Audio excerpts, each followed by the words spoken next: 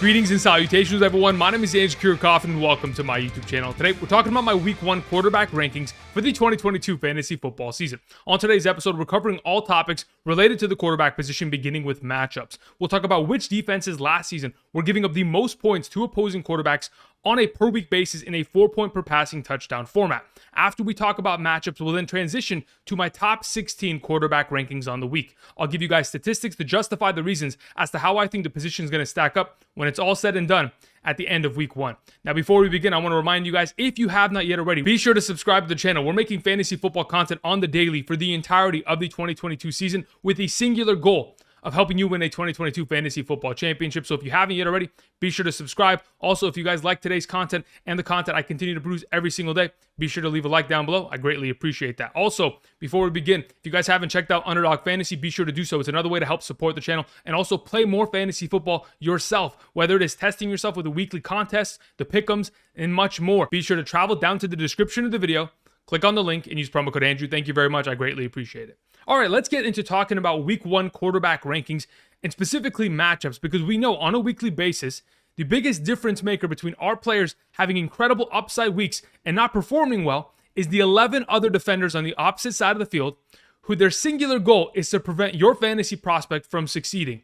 Now, in the case of the quarterback position, literally all 11 other positions are dedicated to that singular job. So let's talk about matchups based on what we saw last year from these defenses. Now, if you go ahead and look at the statistics directly to the right of me, we have 2021 defenses versus quarterbacks with passing statistics alone. I've gone ahead and isolated passing statistics because when I've gone ahead and done all of the research regarding rushing quarterbacks and the rushing statistics that they gain, if they're a quarterback that likes to run the ball, they're going to continue to run the ball regardless of what defense they play against. Now, on the opposite end of the spectrum, if it's a quarterback that throughout their career does not like to move outside of the pocket like a Tom Brady, regardless of what defense he's playing against, unless the opportunity is wide open, they're typically not going to run. So we've isolated passing statistics. Last season, in a 4-point per passing touchdown format, the Baltimore Ravens were giving up the most points to opposing quarterbacks on a weekly basis, while on the other end of the spectrum, the Buffalo Bills, my goodness, were only giving up 7.76 fantasy points per game to opposing quarterbacks. Just kind of gives you an idea as to the range and how well these defenses played last year in terms of fantasy against opposing quarterbacks. Now, defenses change every single year. We've seen free agents move around from different teams. Trades happen. Of course, players were drafted in the 2022 NFL draft. Injuries have occurred. All of that taking into account. When we go ahead and move to the very right of the screen, the 2022 team defenses. Now, when we try to project the future of how these defenses are going to play, we go ahead and look at the PFF grades in terms of coverage for all these linebackers and all of these secondary members of all these teams. Take the average, and we find that the Detroit Lions have the worst coverage team in the National Football League when you talk about their secondary and their linebackers. While the Green Bay Packers on the other end obviously are extremely talented in those matters, along with the Cleveland Browns, Buffalo Bills, Philadelphia Eagles. Now, even though these numbers are extremely helpful, it doesn't give us a 100% indication as to whether or not a player is going to play well or worse, because you could play well in a difficult matchup. We've seen that countless times, and vice versa. You could play badly in a fantastic matchup. Game scripts change, players play differently, but we're trying to get as close as we possibly can to projecting the future, and that's what we're going to do. So let's go ahead and let's begin by talking about our top 16 quarterback rankings, beginning with our number 1 for Week 1. It is Patrick Mahomes of the Kansas City Chiefs taking on the Arizona Cardinals. Now listen, Patrick Mahomes has been fantastic. Specifically in the month of September, he's always been great. When you look at his Week 1 performances, even going back to 2018, he has always had a Week 1 game of 3 or more total touchdowns in that given week. When you find that level of success, not only in just the Week 1 contest, but in September generally, when I've gone ahead and looked at his statistics for the last 4 years in the month of September, he's averaged 326 passing yards per game and 3.3 total touchdowns per game. We're talking about elite levels of production, and that's why Patrick Mahomes is in this conversation as our number 1. I understand the conversation can be brought forth in regards to Tyreek Hill no longer being there. I've mentioned this offseason, and I'll once again do it. In the 7 games that Tyreek Hill has either left early with an injury or did not play outright, Patrick Mahomes has averaged 326 passing yards and 2 passing touchdowns per game, 23.53 fantasy points per game in those 7 contests since 2019. A lot of success has been found even without Tyreek Hill in this lineup. I think the matchup as of this current moment in time is fantastic. He's averaged 28.1 fantasy points per game in the month of September throughout his career. I expect him to continue that success this upcoming week. Now, before we move on to our number 2, I want to go ahead and remind you guys, again, there is a Pick'ems game to be played on Underdog Fantasy. Use promo code Andrew today. Thank you very much. So this upcoming week, we have 4 different statistics, whether you're picking higher or lower on Patrick Mahomes. So I wanted to go ahead and do a little bit of a deep dive on these statistics just to give you an idea as to where I would go. We'll go ahead and talk about this at an extended rate on Friday's episode, but let's just talk about Patrick Mahomes right now really quickly. He has 4 different stats that we're picking higher or lower on potentially. First one being rushing stats overall. In terms of rushing yards, can he get higher or lower than 21.5? As of right now, when you look at his stats from last year, he had the most rushing yards of his entire career with 381. He was only ever able to get over 21.5 yards on the ground 8 out of the 17 games last season. This is one of those coin flip games. But when I've gone ahead and looked at Patrick Mahomes and how he plays, specifically without Tyreek Hill in the lineup, there's going to be a lot of running in this regard. He's averaged 27 rushing yards per game without Tyreek Hill in the lineup.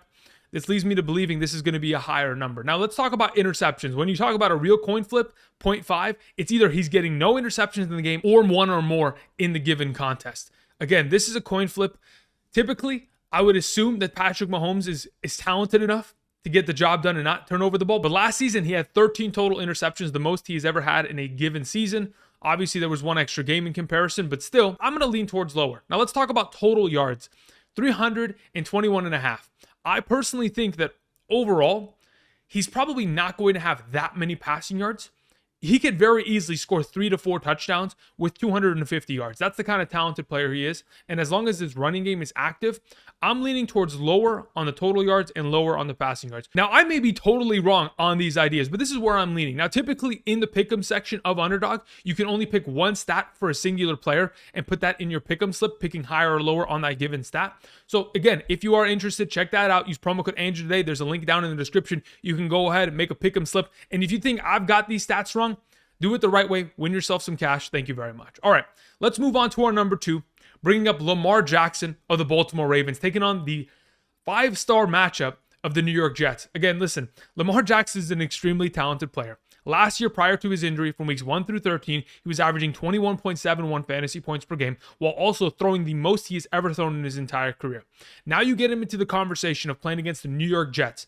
Just a couple stats that I wanted to mention. Besides the fact that the Jets have been a terrible defense over the course of the last 5 years in terms of fantasy football, they've specifically been the worst in terms of stopping the run. And what does Lamar Jackson do the best? Well, he's been a fantastic runner since 2019. On a per game basis in terms of rushing stats, he has averaged 9.59 fantasy points per game just off rushing stats alone.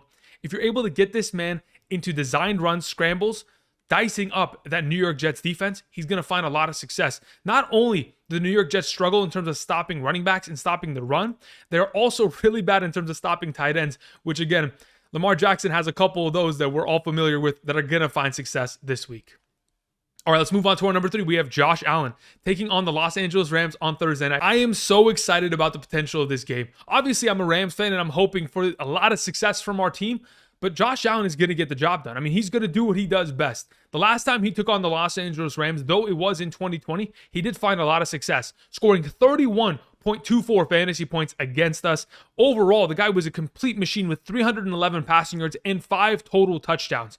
Josh Allen on the ground, through the air, it doesn't matter. He is going to produce. And even though you have to take on Bobby Wagner, Aaron Donald, Jalen Ramsey, I still believe his level of success is going to break through, even without Brian Daboll there in the offense. I know that's going to be a narrative that's going to be talked about going into Thursday night's game, but you have to understand the pieces are all around him. They've massively upgraded this offensive line at right tackle and left guard. They're only going to continue to get better. I expect Josh Allen to make a statement game on Thursday night. Moving on, let's talk about Justin Herbert, our number 4, a guy that very easily can be an MVP candidate this season, taking on the Las Vegas Raiders. Now, throughout his career, he has found a lot of success against the Las Vegas Raiders. In fact, throughout his career thus far, in the 4 games he's played against them, he's averaged 25.03 fantasy points per game. Last season, had 2 games, one where he put up 21.28 and the other 27.42. A lot of success overall. We know that the Las Vegas Raiders defense as a whole can't really stop anybody. Now, hopefully they've gone ahead and made some improvements that are certainly going to make an impact. And the primary signing that I'm referring to is Chandler Jones playing opposite of Max Crosby. That offensive line is going to have to hold up. That pass rush is going to get after him because they're going to throw the ball a fair amount. But either way, when we're talking about Justin Herbert and how much success he has found against this defense, he's always put up 21 or more fantasy points against the Las Vegas Raiders. He has had 3 or more touchdowns in 3 out of the last 4 games. Again, the stats pretty much build themselves. It's a fantastic matchup. We are starting Justin Herbert.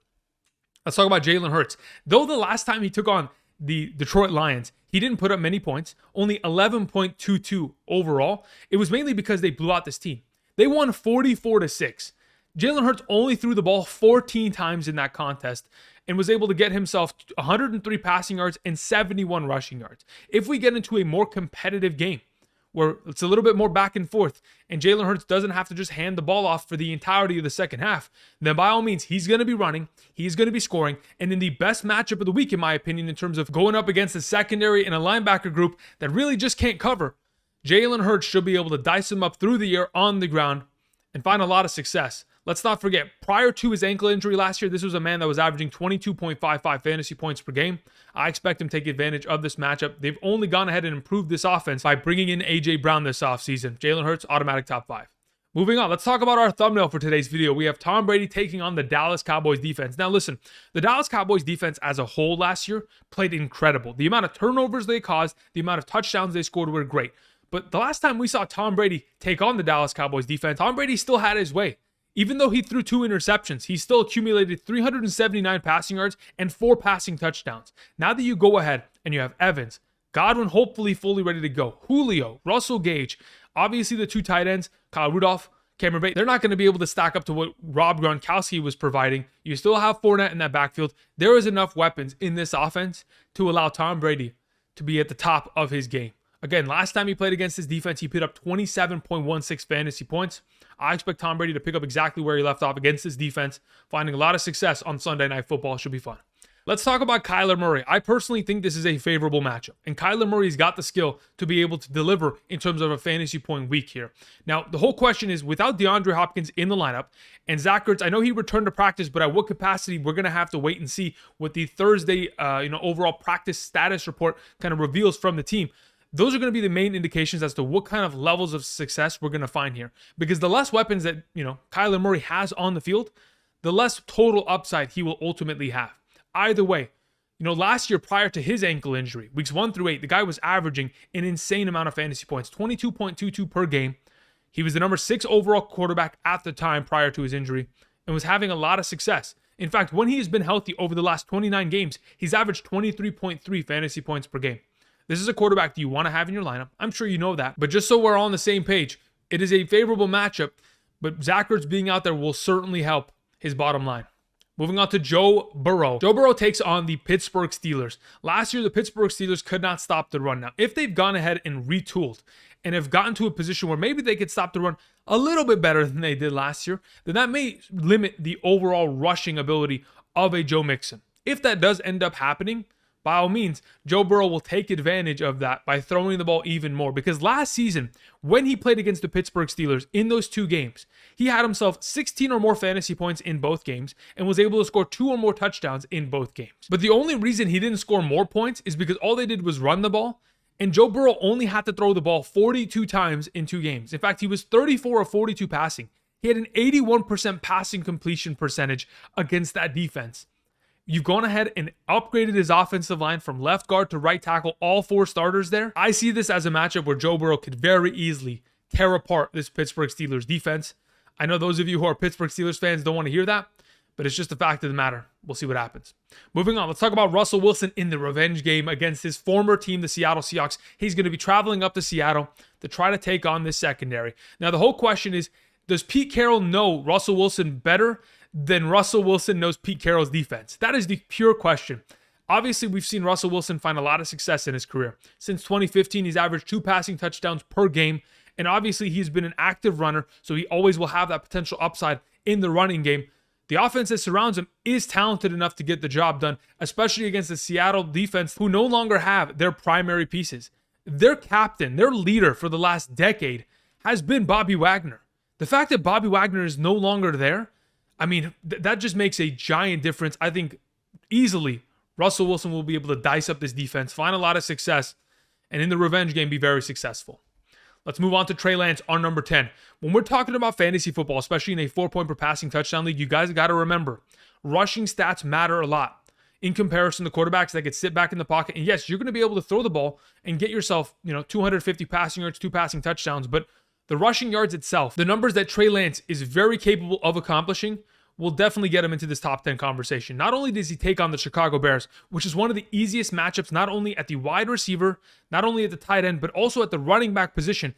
All across the board, the 49ers are going to be finding success, whether it is offensively or even defensively, as they get after Justin Fields. That is only going to open up more opportunities for Trey Lance to score fantasy points. Last season, in the 2.5 games that he played for this team as the starting quarterback, the second half of the Seattle game, the full Arizona game, and the full Houston game, if you go ahead and take those total stats and make it by a full per game basis, 4 quarters, he would have averaged 240 passing yards, 1.6 passing touchdowns, and 64.4 rushing yards per game. When you're getting 6.4 fantasy points just off rushing stats alone, and there's an opportunity for him to be a goal line rushing threat and score a rushing touchdown, his overall bottom floor is so much higher than some of these other quarterbacks, and that is why we wanted to target him in fantasy. Now, let's not forget, Kyle Shanahan has a lot of experience with a mobile quarterback. You go back to 2012 with Washington, RG3, his rookie year. Kyle Shanahan was the offensive coordinator. That year, RG3 had 411 yards on the ground via scrambles and 404 on designed quarterback runs. They're going to design runs for this man. Get ready for him to score some touchdowns down on the goal line. Moving on, let's talk about Dak Prescott taking on the Tampa Bay Buccaneers. I think this is a relatively neutral matchup to an extent. I understand that Dak Prescott doesn't have the weapons that he did last year when playing against the Tampa Bay Buccaneers. He no longer has Cedric Wilson, Michael Gallup for this game. Hopefully Michael Gallup plays. We'll see. Amari Cooper's gone. Those are pieces that are certainly going to make a big difference.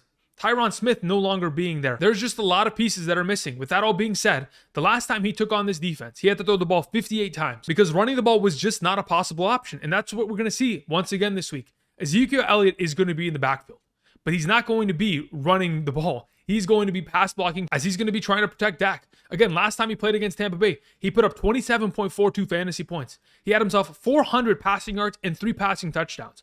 If, in fact, the Tampa Bay Buccaneers and that pass rush truly get after him, I mean, all I expect to see is Dak Prescott getting more and more points. Because the more garbage time there is, the more opportunities there are for Dak Prescott to just continue to throw the ball downfield. I don't care how many interceptions he potentially throws. He's going to get yardage, he's going to get touchdowns, and he's going to be a fantastic fantasy option for week 1. Moving on, let's talk about Aaron Rodgers. Listen, Aaron Rodgers taking on the Minnesota Vikings has always been a good matchup for him. This defense isn't at the level at what it has been in the past to where it has stopped Aaron Rodgers back in 2019. As of right now, this is a defense that is very vulnerable, especially in the secondary, and Aaron Rodgers, even without Devontae Adams, can certainly take care of that. Since 2020, when he's played against the Minnesota Vikings, he's averaged 26.78 fantasy points per game. Last season, in the 2 contests, he totaled for 33.5 and 20.32 fantasy points. The Minnesota Vikings have their hands full, especially considering the fact that Aaron Rodgers has been averaging like 330 passing yards and 3.25 passing touchdowns per game against them. As of right now, regardless of whether or not Allen Lazard is even healthy and active, I think the job can be easily done by Randall Cobb, Sammy Watkins, Romeo Doubs. Of course, we also have Christian Watson out there, Robert Tonyan, Aaron Jones, A.J. Dillon. Let's not worry. Aaron Rodgers has enough pieces to get the job done, and that's what I'm expecting him to do. He knows this defense more than just about anybody in the world. I mean, he probably knows this defense better than the defensive coordinator. He knows exactly what they're going to do, and he's going to dominate. Let's move on to Matthew Stafford. Now, out of all the quarterbacks I'm talking about today, Matthew Stafford does have the most difficult schedule. He takes on the Buffalo Bills. And though the Buffalo Bills last season were only giving up 7.76 fantasy points per game to opposing quarterbacks in terms of passing statistics alone, passing yards and passing touchdowns, it does give you an idea as to what we can expect. But it doesn't really paint the entire narrative. Last year, Matthew Stafford was in his first year with Sean McVay, was just learning the offense, and still was able to get 17 of his 21 total games, going from regular season into the playoffs, was able to get 2 or more passing touchdowns in 17 of those 21 games. That level of success, on top of the fact that he's going to have far more experience this offseason, the fact that Tre'Davious White is on the PUP list, physically unable to perform, you have the top cornerbacks for the Buffalo Bills being a rookie. What do you think Matthew Stafford's going to be able to do with Cooper Kupp and Allen Robinson out there? Even though I do have a lot of respect for the secondary. You know, Jordan Poyer, Micah Hyde, those are fantastic secondary players at the safety position. Von Miller coming off the edge, Matt Milano, Edmonds, they've got great players across the board. But Matthew Stafford's going to get the job done at home, and he's going to be a great fantasy quarterback this week. Let's move on to Kirk Cousins, our number 14. Listen, Kirk Cousins played very well against the Green Bay Packers last year. And maybe I have him a little bit lower ranked, but there are so many good quarterbacks going into week 1 that it's just tough to rank these guys. So at this moment in time, when I'm thinking about a quarterback that may be handing off the ball to Dalvin Cook for a couple touchdowns instead of throwing those extra touchdowns, it leads me to believe that maybe Kirk Cousins might be in a position where he doesn't end up getting that incredibly high ceiling, especially considering he doesn't have rushing upside. That being said, last season when he took on the Green Bay Packers, he had himself a fantastic game of 25.24 fantasy points. Now, if you go ahead and look at the last 2 seasons, in the 3 games that he's played against the Green Bay Packers, he has had a 73% passing completion percentage. A lot of success has been found, and if Kevin O'Connell comes in and makes an immediate impact and influences this offense to elevating themselves, I understand that the Green Bay Packers have one of the best defenses in the league right now, especially in terms of coverage, in terms of secondary play. Jair Alexander's back, but I still think that Kirk Cousins will get the job done, and he's still going to be a valuable fantasy quarterback. Moving on to Derek Carr, taking on the Los Angeles Chargers. We got word that J.C. Jackson is in fact going to be out. In my opinion, that does leave Davante Adams at the number 6 rank that I had him yesterday. It may make him a little bit better, but ultimately we're starting Davante Adams regardless. So going into this upcoming week, this just makes it easier for Derek Carr. Last season when he took on the Los Angeles Chargers, though he didn't have explosive performances, he still got the job done. In one game, 15.34, in the other, 14.44. Overall, that was pretty much the same range at which the Los Angeles Chargers were allowing to opposing quarterbacks in terms of passing stats, 14.45. So if in fact we just see a little bit of an elevation of play because of the arrival of Davante Adams, because of the arrival of Josh McDaniels, and they continue to protect Derek Carr, again, you got to continue to get the running game involved, get play action in there, because if in fact they allow Joey Bosa and Khalil Mack to pin their ears back and rush the passer, they're going to get to him. But luckily, that secondary for him is going to be a little bit weaker without J.C. Jackson out there. Derek Carr should be able to get the job done, have himself a great fantasy week.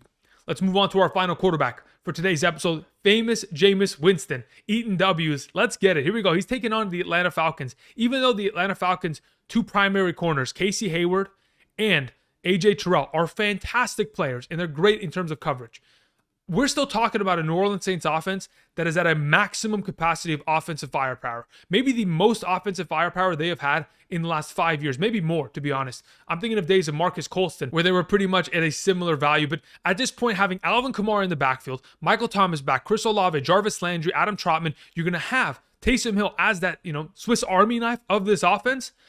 Man, Jameis Winston should be in a very advantageous position. Last year, in the 7 games that we saw him play, weeks 1 through 7, he was able to average 186 passing yards per game and 2.17 passing touchdowns per game, 17.86 fantasy points per game overall.